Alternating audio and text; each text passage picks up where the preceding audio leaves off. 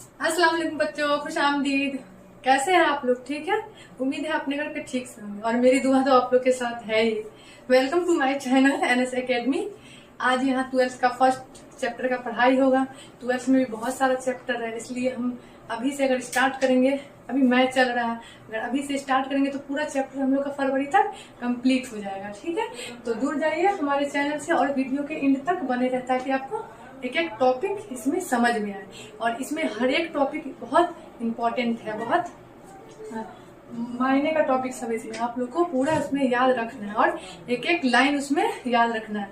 और आप लोग के चैप्टर में जो मुसन्निफ का नाम दिया हुआ और जो चैप्टर लिखे मुसन्निफ जो भी है उसको आप लोग अगर याद कर लेते हैं तो समझिए आप लोग का तो 99% तक टकराएगा क्वेश्चन।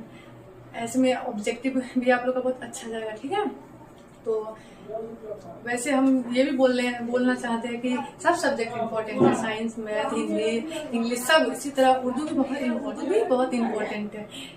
उर्दू में भी 100 मार्क्स के क्वेश्चन पूछे जाते हैं, उर्दू में भी 50 मार्क्स के ऑब्जेक्टिव पूछे जाते हैं। तो हम लोग को अभी से धीरे धीरे तैयारी करते जाना है और एग्जाम के लिए एकदम पूरे अच्छे से तैयार होना, ताकि बोर्ड एग्जाम में आप लोग भी उर्दू में अच्छे मार्क्स ला सके। और उर्दू में 99 तक तो लाना ही लाना है, इसके लिए आप लोग जुड़िए और कोई दोस्त है तो उनको शेयर करिए ताकि वो लोग भी एग्जाम के लिए उर्दू के सिलेबस के लिए एकदम अच्छे से तैयार हो। यहाँ आपको फ्री ऑफ कॉस्ट पूरा तैयारी कराया जाएगा, कवायद का पूरा चैप्टर का अच्छे से आप लोग को लिखना पढ़ना सब बताया जाएगा। इसलिए जुड़िए और हमारे चैनल को लाइक करिए। ठीक है, तो अब हम लोग चैप्टर की ओर देखते हैं कि कौन चैप्टर हम लोग का पहला है और उसके मुसन्निफ कौन है। चलिए, तो हम लोग का पहला चैप्टर है खाका है। नजीर अहमद की कहानी, कुछ मेरी कुछ उनकी ज़बान, ये खाका है। ठीक है, इसको लिखे कौन है? इसको लिखे हैं मिर्जा फरहतुल्लाह बैग। अब हम लोग पहले जानते कि खाका हम लोग बोलते किसको। ठीक है, तो खाका जो होता है इसी शख्सियत की तस्वीर कशी खाका कहलाती है। यानी हम लोग आपको एग्जाम्पल में समझाते हैं कि हर इंसान की जिंदगी में मतलब कुछ ना कुछ वाक्य रहता है। जरूरी नहीं कि वो इम्पोर्टेंट हो, दिलचस्प हो, नहीं। कोई भी वाक्य को जो इंसान की पर्सनैलिटी पे डिपेंड करता है, वो इंसान का पर्सनैलिटी कैसा है, वो जिंदगी में जो गुजरा है, कोई एक पहलू उठा करके बुक में डाल देना, वो खाका कहलाती है। उसी तरह फरहतुल्लाह बैग नज़ीर अहमद के पर्सनैलिटी के बारे में, उनका रहन सहन, उनका जो स्वभाव था, बात था, वो आपके बुक में नज़ीर अहमद की कहानी में डाले हैं। और यही उनका बहुत इम्पोर्टेंट, बहुत अच्छा खाका है। जो इस खाके, ये खाका तो बहुत इम्पोर्टेंट है। ये उर्दू का पहला खाका है, नज़ीर अहमद की कहानी, जो मिर्जा फरहतुल्लाह बैग लिखे हैं। मुसन्निफ राइटर को बोलते हैं, हम बताए हैं आप लोग को। चलिए आगे देखते हैं। मिर्जा फरहतुल्लाह बैग के जिद्दो अजल, मिर्जा अफजल बैग बदखसा से तर्को वतन करके शाह आलम सानी के ज़माने में हिंदुस्तान आए और फौज में मुलाजिम हो। ठीक है, अफजल बैग जो थे फरहतुल्लाह बैग के परदादा, बदखसा से तर्को वतन यानी छोड़ के कहाँ आ गए? शाह आलम सानी के ज़माने में ये हिंदुस्तान आ गए और फौज में मुलाजिम हो गए। ठीक है, फरहत के दादा का नाम मिर्जा अब्दुल्ला बैग की माली हालत अच्छी नहीं थी। फरहतुल्लाह बैग के जो दादा थे अब्दुल्ला बैग, उनका मतलब माली हालत, उनका आमदनी जो था ना बहुत कम था, वो अच्छा नहीं था। ठीक है, 1857 के इंकलाब से यह खानदान भी मुतासिर हुआ और दिल्ली से हिजरत करके हैदराबाद आ गया। 1857 ईस्वी में जो इंकलाब हुआ उससे ये खानदान भी मुतासिर हुआ, फरहतुल्लाह बैग का खानदान, और दिल्ली को छोड़ करके ये हैदराबाद आ गया। ठीक है, चला आया। फरहतुल्लाह बैग की पैदाइश दिल्ली में हुई। ठीक है, पूछा जाएगा आप लोग से क्वेश्चन, ये सब ऑब्जेक्टिव है, ऑब्जेक्टिव टाइप ये क्वेश्चन बन रहा है। आप लोग नोटिस करिए, सुनिए, याद होता है जो ये सुनने से बहुत याद होता है। लिखना है, लिखने से लिखने का प्रैक्टिस बनेगा और सुनने से आपके दिमाग में एकदम डायरेक्ट वो वर्ड जाएगा और आपको याद होगा। ठीक है, अगर क्वेश्चन पूछे कि मिर्जा फरहतुल्लाह बैग कहाँ पैदा हुए, तो मिर्जा फरहतुल्लाह बैग दिल्ली में पैदा हुए। ठीक है, उनके वालिद का नाम हसमतुल्लाह बैग था। अगर पूछा जाए क्वेश्चन में, बार बार पूछता है, इम्पोर्टेंट है कि मिर्जा फरहतुल्लाह बैग के वालिद का क्या नाम था, तो उनके वालिद का नाम था हसमतुल्लाह बैग, उनके वालिद का नाम था। फरहतुल्लाह बेग 10 रोज के थे तो उनकी वालिदा मुशर्रफ जहां का इंतकाल हो। जब फरहतुल्लाह बेग 10 रोज के थे तो उनकी वालिदा मुशर्रफ जहां, उनकी वालिदा का अगर नाम पूछे तो मुशर्रफ जहां उनकी वालिदा का नाम, ठीक है। वो 10 रोज के थे तो उनकी वालिदा का इंतकाल हो गया, 10 दिन के ही थे, ठीक है। चलिए, सैयद वलीउल्लाह से उन्होंने बिस्मिल्लाह करी। सैयद वलीउल्लाह जो थे वहाँ के मस्जिद में उन्होंने इनकी पढ़ाई का शुरुआत करवाया, बिस्मिल्लाह कराया, ठीक है। मौलवी कमरुद्दीन से इन्होंने कलाम पाक पढ़ा। पूछा जाएगा, दोनों ऑब्जेक्टिव बन रहा है यहाँ पे कि किन से इस फरहतुल्लाह बेग किससे बिस्मिल्लाह करे और कुरान शरीफ उनको कौन पढ़ाए। तो मौलवी कमरुद्दीन से वो कलाम पाक पढ़े और सैयद वलीउल्लाह से उन्होंने बिस्मिल्लाह कराया, ठीक है। वही उनके उस्ताद थे। गवर्नमेंट हाई स्कूल से इंटरनेट का इम्तिहान पास किया। बोला जाएगा कि फरहतुल्लाह बेग 10th यानी इंटरनेट मैट्रिक का इम्तिहान किस स्कूल से पास किए, तो वो गवर्नमेंट हाई स्कूल से मैट्रिक का इम्तिहान पास किए। 1901 ईस्वी में हिंदू कॉलेज में दाखिला लिया। मैट्रिक करने के बाद तो इंटर करेंगे ना, तो वो 1901 ईस्वी में हिंदू कॉलेज में दाखिला लिए और 1903 ईस्वी में इंटरमीडिएट की सिंध हासिल की। हिंदू कॉलेज से 1903 ईस्वी में ये इंटरमीडिएट की सिंध हासिल की और वो आगे चल के MA में भी एडमिशन लिए, लेकिन उनका माली हालत अच्छा नहीं था, इसलिए उनका पढ़ाई वहीं रुक गया।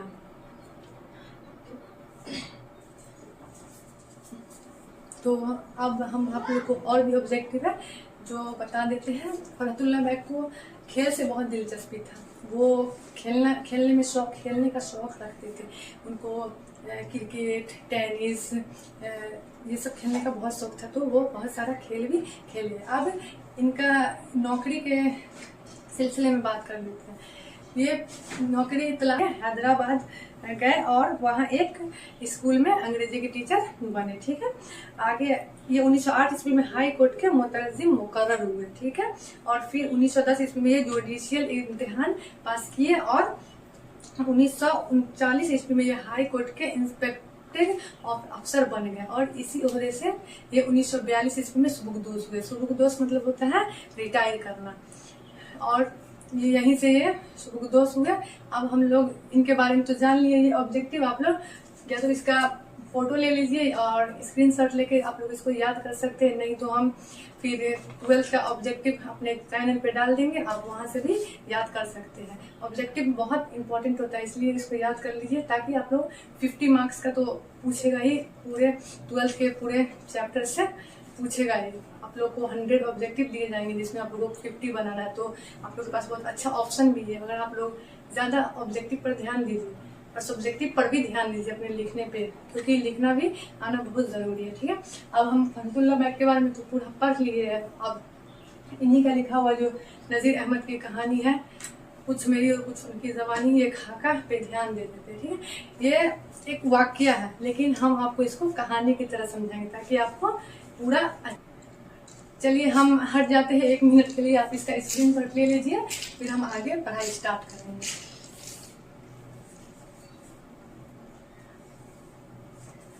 चलिए अब आप लोग अपना चैप्टर खोल के रखिए ताकि आप लोग को भी आसानी हो पढ़ने में और हमको समझाने में। देखिए ये बड़ा चैप्टर है, हम समझाएंगे तो मतलब इस तरह समझा देंगे कि आप लोग को टाइम का भी पता नहीं चलेगा और कहानी भी आपको समझ में आ जाएगा। ये तो वाक्य है, लेकिन हम इसको कहानी की तरह आपको समझाएंगे, नजीर अहमद की कहानी। चलिए इसमें स्टार्टिंग है कि 11:30 बजे मैं और दानी मदरसे से आने के बाद ये खाना वाना खाया, सबक का मुताला किया और निकल पड़े। तो कहाँ निकल पड़े, तो ये लोग नजीर अहमद का घर तलाश करते करते निकल पड़े, क्योंकि इन लोगों को नजीर अहमद से पढ़ना था, उर्दू की तालीम लेनी थी। बोलिए नजीर अहमद क्या, ये लोग उनका घर तलाश करते करते ये 1 बजे निकल पड़े, ठीक है। 1:30 बजने में 5 मिनट ही बाकी था कि ये मौलवी साहब नजीर अहमद के दरवाजे पे जा धमके। जैसे ही वो मतलब गए तो कमरे में सन्नाटा था, वहाँ 2 रूम था और एक रूम में मौलवी साहब थे। बीच हमारी जो थी वो ओंग रही थी, उसके दरवाजे पे वो जो डोरी लगा हुआ था वो एक आध घंटा पे हिला देती थी, फिर वो नींद में चली जाती थी, यानी उनको नींद आ रहा था। और ये लोग फिर वहां पे जो बेड बोलते हैं, चौकी, 2 चौकी लगा हुआ था, उस पे फरहतुल्लाह बैग एक पे बैठ गए और मियां दानी एक पे बैठ गए। लेकिन जब वो देखे कि वहां पे सन्नाटा है तो वो हिम्मत करके अंदर गए, मतलब चुपके चुपके चोरों की तरह अंदर गए। और वो जो बीज हमारी उनकी नौकर थी, उनको पता भी नहीं चला, उनको भनक तक नहीं लगा कि कोई कमरे में गया है। जैसे ही वो कमरे में कमरे का दरवाजा खोले तो अंदर से एक डांट के आवाज आया, कौन है? तो फरहतुल्लाह बैग तो समझ गए, वो तो उनके आवाज सुन के समझ गए कि ये तो मौलवी साहब की आवाज है, और वो दोनों अस्थिर हो गए एकदम। लेकिन वो जो बीच हमारी उनकी नौकर थी, उनकी नौकरानी, वो एकदम डर गई क्योंकि वो नींद में थी। और नींद में अगर एक बैग हम लोग को भी कोई कुछ बोल देता है तो एक बैग हम लोग डर जाते हैं, क्योंकि नींद में कोई भी आवाज जो है ना बहुत मतलब एकदम कान में लगता है, एकदम डर जाता है इंसान। तो फिर फरहतुल्लाह बैग बोलते हैं कि मैं हूँ, मैं और दानी। तो बोलते हैं, ओ आओ बेटा आओ। वो उठ के बैठ जाते हैं। तो बोलते हैं लाओ किताब दो। तो फरहतुल्लाह बैग और मेरी मियां दानी के पास 2 बुक था, तो एक बुक ये इनको निकाह मौलवी साहब को तो ये एक किताब मौलवी साहब को दे दिए। एक 8 घंटा मौलवी साहब बुक को उलट पलट करके देखे और फिर पढ़ाना शुरू किया। तो ये दोनों के पास तो एक किताब था, ये लोग अपना काम निकाल लिए इसी से। क्या पढ़ाया और कब पढ़ाया? फरहतुल्लाह बैग कहते कि क्या पढ़ाया और कब पढ़ाया इसका जिक्र आइंदा करूंगा, लेकिन ये इतना अच्छा मतलब पढ़ाई कि इन लोगों को मतलब सर पे कोई भी टेंशन और बोझ नहीं लगा, इतना अच्छा उनको समझ में आया।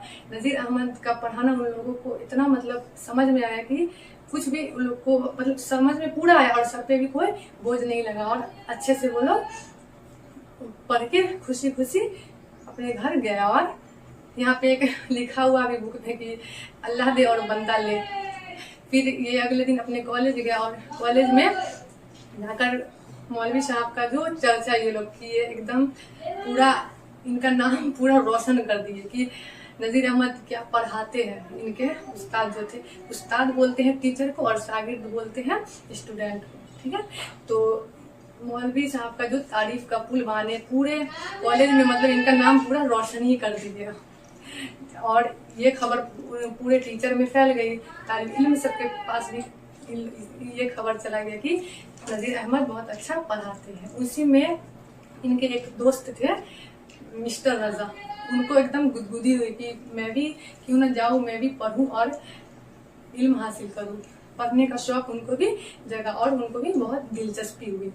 तो ये लोग फरहतुल्लाह बैग और मियां दानी के पास गया और बोले कि हम भी पढ़ने जा सकते हैं। तो बोले चलो हम लोग पढ़ते ही तुम भी पढ़ लेना। तो बोले कि ये जो मिस्टर रजा थे वो थोड़े शर्मीले थे, बोले नहीं बिना इजाजत हम नहीं जाएंगे, सो तुम इजाजत लेके आओ फिर हम जाएंगे पढ़ने के लिए। तो बोले कि चलो अगर कुछ बोले तो मेरी जिम्मेदारी। फरहतुल्लाह बैग बोले, लेकिन वो नहीं माने और बोले कि कल इजाजत लेके आना और फिर हम कल से जाएंगे। तो फरहतुल्लाह बैग बोले ठीक है, हम आज पूछ के आ जाएंगे तो तुमको बता देंगे। तो फिर वो पढ़ने गए और पढ़ते पढ़ते एक आध दिन हो गया था। तो शुरू में तो स्टूडेंट्स का पता ही है कि सीना एकदम चौड़ा रहता है और एकदम मतलब शुरू में तो बहुत शरीफ बनता है बच्चा लोग, और होता भी है। बाद में भले कोई कुछ भी दिखाए बच्चा, लेकिन शुरू में एकदम शरीफ होता है। तो वो गए और जाते ही मिस्टर रजा का जिक्र कर दिए। मिस्टर रजा इनके दोस्त थे जो उसका जिक्र किए। तो मौलवी साहब बोले क्यों नहीं लेते आए, लेते आते तो हम भी देख लेते। तो फरहतुल्लाह बैग बोले कि थोड़े शर्मीले हैं, बिना इजाजत नहीं आना चाहते थे। तो बोले ठीक है कल लेते आना, हम भी देखते हैं कितने शर्मीले हैं, जरा इनसे भी हमारी मुलाकात हो। फिर सबक खत्म हुआ, क्लास खत्म हुआ, फिर ये लोग वापस गए और जाते टाइम ही मिस्टर रजा को बता दिए कि कल से आना है और पढ़ना है। और ये भी बोल दिए कि 1:30 बजे से 1 मिनट भी लेट नहीं होना चाहिए। अगर लेट हुए तो फिर उस दिन उसको पढ़ना नसीब नहीं होगा, अगला दिन ही आना पड़ेगा। ये जो नजीर अहमद थे वो सख्त से थे, थोड़ा पढ़ाई मतलब अपने टाइम टेबल पर, उनको मतलब काम में इधर उधर पसंद नहीं था, वो पूरा टाइम के पाबंद थे, इसलिए वो थोड़ा सख्त मिजाज थे। तो अगले दिन पढ़ने गए सब, फरतुल्ला बेग और मियां दानी। तो पहले से ही मिस्टर राजा जो है वहाँ मौजूद थे, 1 बजे से पहले ही वो आ गए थे और तीनों खुशी खुशी गए पढ़ने के लिए। ऐसे ही बैठे हुए तो मौलवी साहब आए पढ़ाने, तो ये लोग एकदम चुप थे, कोई पढ़ ही नहीं रहा था। तो मौलवी साहब बोले आज तुम लोग पढ़ ही नहीं रहे हो, सो मिस्टर राजा तुम ही स्टार्ट करो। तो वो जो लाइन पूछा, शेर पूछा क्या है, पूछे तो बताए, वहां से वो पढ़ना स्टार्ट किए। पता नहीं इस शेर को नज़म बना दिए, नसर को नज़म बना दिए पूरा। तो मौलवी साहब बोले कि एक बात कहूँ तुमसे, सो तुम मेरी बात मानोगे? तो वो तो शर्मीले थे, गर्दन झुका के बोले हाँ बोलिए, क्यों नहीं मानेंगे। तो बोलते हैं कि कल से मेरे यहाँ पढ़ने नहीं आना, सो तुम्हारा जो नस्ल है वो बहुत कमजोर है, कल से काली जान के यहाँ पढ़ने जाओ और वहाँ अपने पहले बेसिक नॉलेज लो। बेसिक यानी शुरू से पढ़ेंगे तो तुमको समझ में आएगा। मैं ये नहीं कहता कि तुम यहाँ आओ ही मत, अगले जब तुम्हारा ये सही हो जाएगा पढ़ने का तरीका तो तुम मेरे यहाँ भी आना। जो उनको मतलब उनको लगा कि बहुत वो शर्मिंदा हो गया और गर्दन झुका के लगा कि उनको सूली पे चढ़ गया, ठीक है। और फिर जैसे तैसे सबक खत्म हुआ, तो जैसे तैसे तो सबक खत्म हुआ और ये लोग घर के लिए निकले। तो फरतुल्ला बेग और मियां दानी जो थे इनका बहुत मजाक उड़ाया रास्ता में। फिर उसके बाद जो वो मिस्टर रजा जो गायब हुए, दोबारा उनको नजर नहीं आए। ये तो थी मिस्टर रजा। यहाँ तो मिस्टर रजा का हया की कहानी सुन लिए, वो शर्मीले थे इसके लिए वैसा गायब हुए कि दोबारा नजर नहीं आया। आप फरतुल्ला बेग के बेहयाई का कहानी सुनते, क्योंकि मतलब इसको बेहयाई कहे या पढ़ने से शौक कहे, उनको पढ़ने से दिलचस्पी था, वो तालीम हासिल करना चाहते थे। अगर कोई बच्चे तालीम हासिल करना चाहते हैं तो वो उनको फर्क नहीं पड़ता है कि टीचर उसको क्या बोलता है, या डांटते हैं या डटकारते हैं। अगर पढ़ने का शौक है तो वो कैसे भी तालीम हासिल कर ही लेते हैं, डांट सुनने के बाद भी। तो एक दिन फरतुल्ला बेग और मियां दानी पढ़ने गए, आराम से पढ़ रहे थे। तो उस दिन पढ़ने की बारी थी फरतुल्ला बेग की, तो वो एराब में गलतियां करते थे। एराब बोलते हैं जेर जबर पेश को, अब वो कहाँ का एराब कहाँ लगाए ये तो पता नहीं। उस दिन मतलब पूरा उनका उलट पलट हो गया।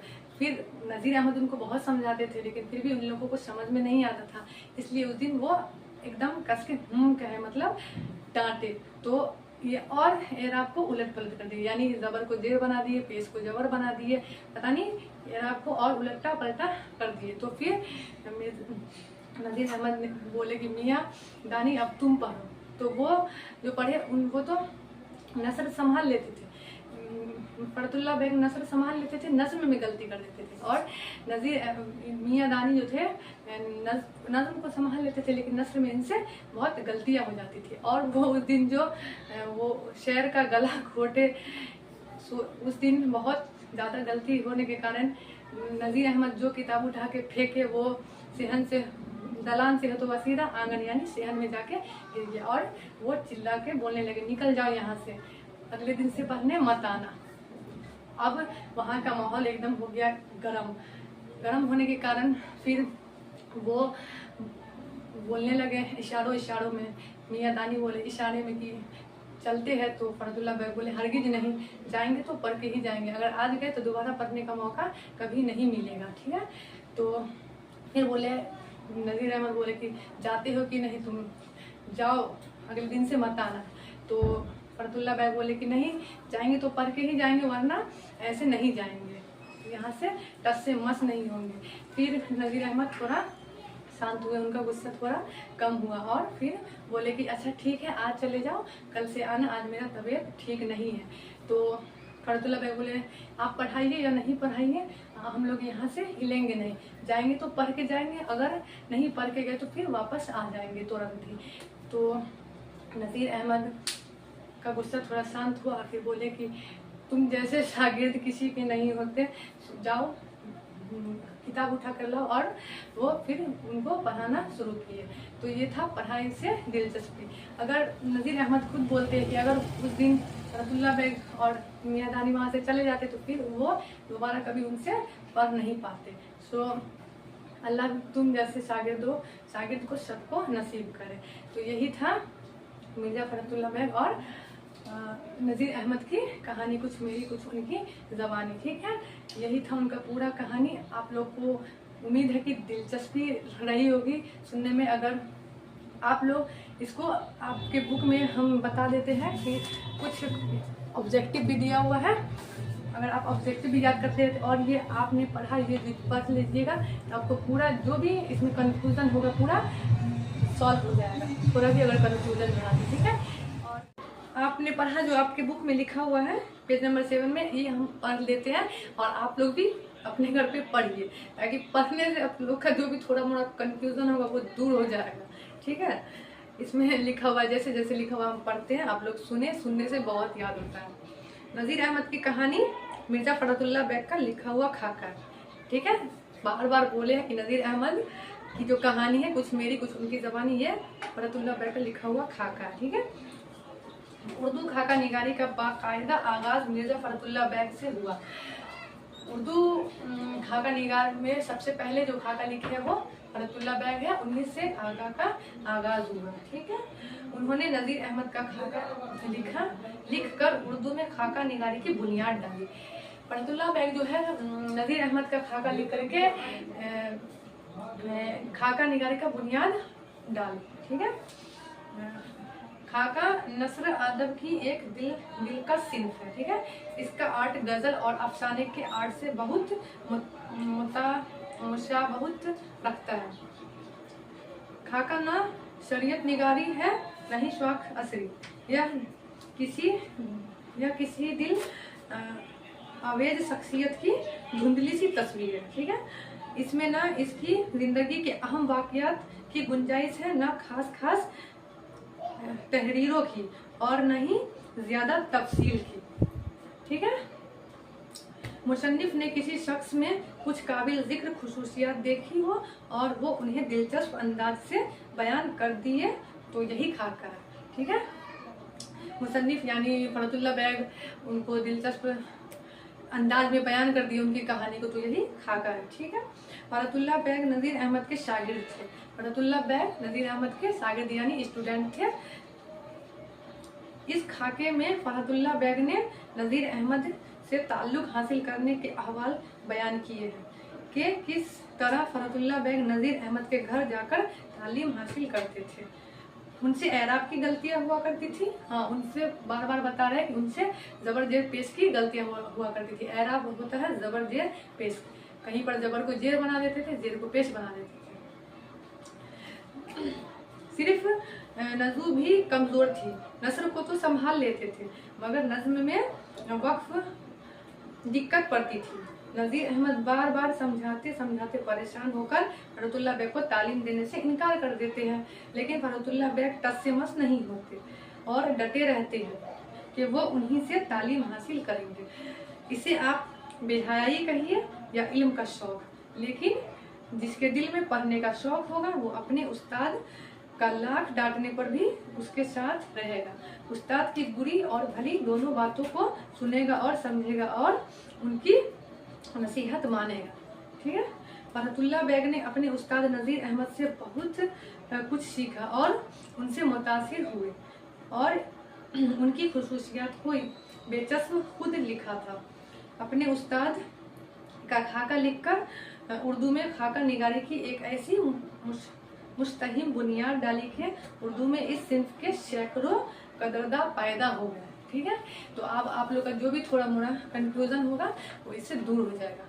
मिलते हैं अगले। तो इस कहानी से हम लोग को, इस खाके से हम लोग को यही सीख मिलता है कि जिसको अगर पढ़ने से दिलचस्पी है तो वो कैसे भी इल्म तालीम हासिल कर सकता है। जैसे कि फरहतुल्लाह बैग को देखिए और मिस्टर रजा को देखिए, वो उनको एक बात बोले तो वो पढ़ाई मतलब खत्म ही कर दिए, दोबारा नजर ही नहीं आए। लेकिन फरहतुल्लाह बैग को तालीम हासिल करने का दिलचस्पी था, इसलिए वो नज़ीर अहमद के डांट को सुन के भी पूरा एकदम तालीम के लिए डटे रहे और वहां से हटे नहीं। तो यही सीख मिलता है कि जो जिसको दिलचस्पी होगा पढ़ने में वो कैसे भी पढ़ेंगे।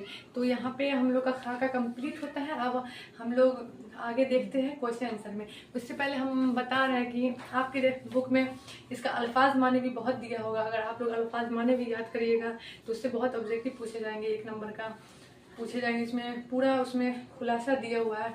हम लोग क्वेश्चन आंसर देख लेते हैं, ठीक है। फरहतुल्लाह बेग और मियां दानी मौलवी, तो हम लोग एक बार बुक में जो ऑब्जेक्टिव दिया हुआ उस पर नज़र डालते हैं और देखते हैं कि उसमें क्या दिया हुआ, फिर हम लोग आगे 2 नंबर के क्वेश्चन पे जाएंगे, ठीक है।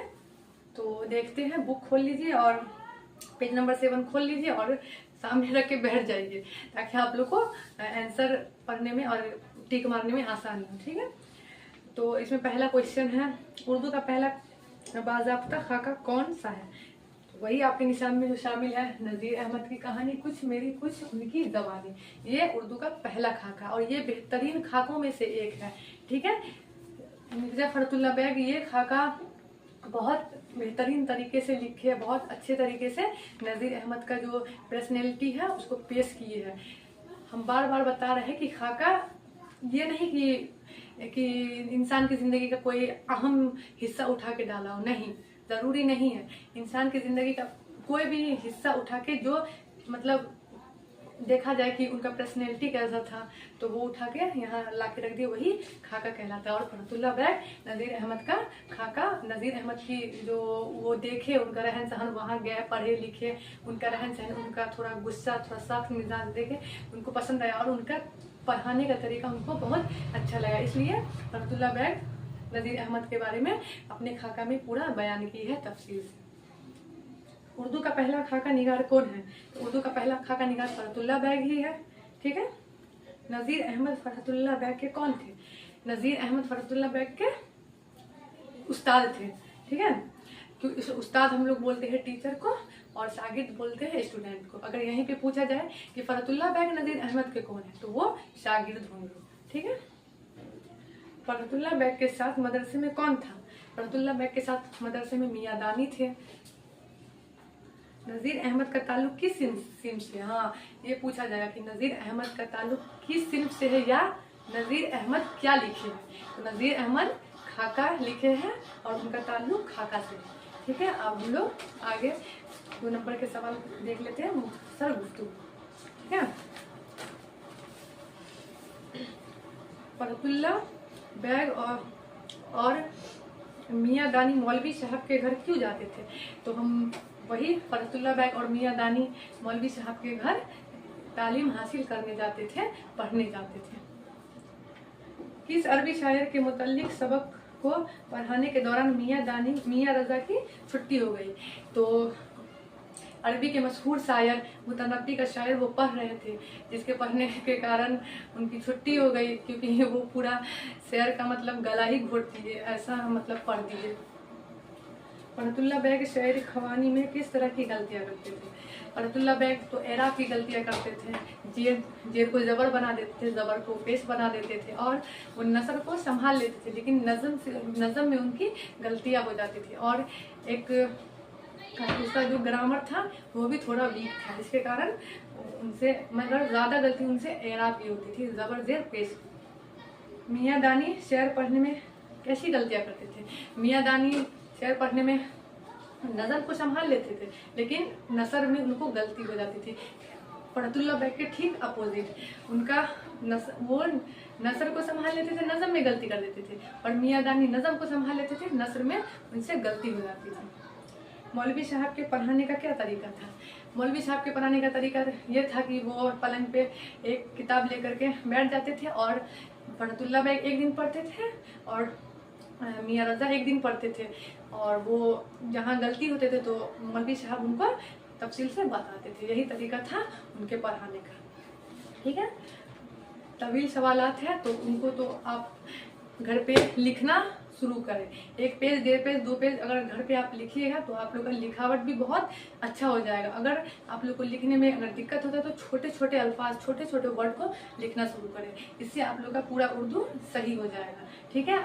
और अब हम अगले चैप्टर के साथ मिलेंगे। अगले वीडियो में।